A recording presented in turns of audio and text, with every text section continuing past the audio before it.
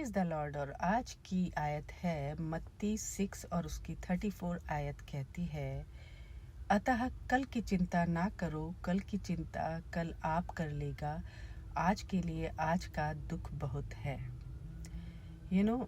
हम as a human अपने future के बारे में कल की ही चिंता लगी होती है, अपने आगे आने वाले भविष्य की चिंता लगी रहती है और उसी चिंता में हम घुलते रहते हैं और उसी चिंता में हम चले जाते हैं। जबकि बाइबल हमें कहती है कि हमें चिंता नहीं करनी है। हमारा परमेश्वर हमसे क्या चाहता है, हमारा परमेश्वर हमें क्या कहता है, ये हमको तब ही पता चलता है जब हम बाइबल को पढ़ते हैं।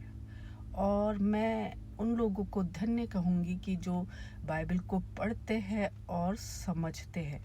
बाइबल को पढ़ना एक अलग बात है और उसको समझना एक अलग बात है। जिसने बाइबल को पढ़ा है, समझा है, उसके अंदर किसी भी प्रकार का डर भय नहीं रहता है, क्योंकि बाइबल एक ऐसी पवित्र शास्त्र है जिसमें हर एक चीज़ के बारे में लिखा गया, हर एक सवालों के जवाब वहाँ पर मिलेंगे हमको।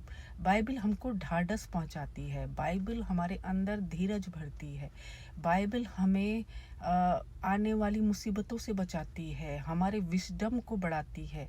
क्या कहती है बाइबल कि ज्ञानवानों को लज्जित करती है। बाइबल वो इतना विजडम हमें देती है जिसके द्वारा हम अपने जीवन को बहुत इजीली काट सकते हैं। राइट, किस तरीके से हमको चलना है, किस तरीके से हमको बैठना है, किस तरीके से हमें लोगों से बात करनी है, किन लोगों से हमें मिलना है, किन लोगों को हमको इग्नोर करना है। ये सारी चीज़ें बाइबल हमें बताती है।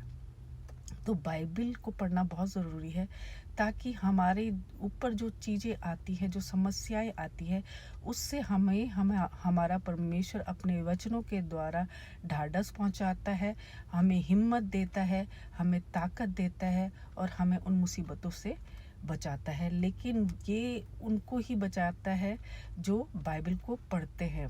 राइट, तो बाइबल यहाँ पर चिंता के विषय में कहती है कि तुम कोई चिंता मत करो कल के बारे में कि कल क्या होगा। हम लोग रिटायरमेंट प्लान लेते हैं, हम लोग लाइफ इंश्योरेंस करवाते हैं। काहे के लिए करवाते हैं? रिटायरमेंट प्लान भी तब जब हमारे मुंह में ना दांत होते हैं ना पेट में आंत होती है तब वो वर्क करता है। क्या फ़ायदा है? अगर देखा जाए तो आफ्टर 55 रिटायरमेंट दे दो ताकि इंसान चल फिर सकता है, खा पी सकता है। लेकिन भविष्य की चिंता और फिर भविष्य के लिए हम कभी होते हैं कभी नहीं भी